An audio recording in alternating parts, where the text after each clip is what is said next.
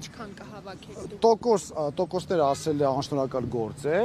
բայց մենք համոզմունք ունենք, որ մենք շեմը ախտարելու ենք, այսինքն մեր ծրագրի մինիմումը լուծելու ենք։ Մենք ունենք երկու ծրագիր՝ մինիմում եւ մաքսիմում։ Մինիմումը հայտնվել պարլամենտում, որպեսզի ընդդիմափոխություն լինի եւ քաղաքական խոսքը փոխվի, մակարդակը բարձրացվի եւ ծրագիր մաքսիմումը դա իշխանափոխությունն է։ Կարծում ենք մեր ծրագիր մինիմումը կկատարենք, իհարկե ժողովրդի օգնությամբ, նաեւ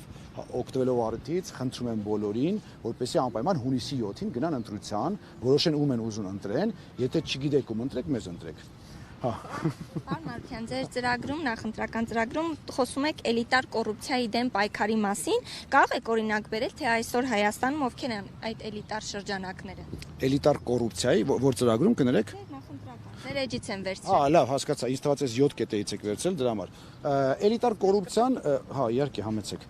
Էլիտար կոռուպցիա ասելով մենք հասկանում ենք, որ շատ եւ շատ գործարարներ ունեն առավելություններ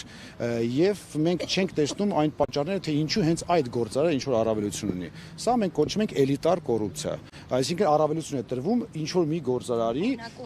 դե հիմա այս անուններ չեմ ուզում տալ, կարծում բոլորը լավ գիտեն, որ գործարարներն են եւ որ օլիգարխներին առավելություններ տրվում, հետո չգիտես ինչու տեսնում ենք, որ այդ նույն գործարարները մեծ մուծումներ են անում տարբեր հիմնադրամների, որոնք առնչվում են ԿՊ-ի հետ։ Ձեր նախընտրական։ Սա պետք է վերջ տալ, էլի, այսինքն սա անընդունելի է, որ իշխանությունը օգտվելով իր լծակներից գումարներ է հավաքում, իսկ օլիգարխները կամ գործարարները օգտվելով նրանից որ են գումարներ ունեն, այդ գումարների միջոցով ինչ որ առավելություններ են ստանում։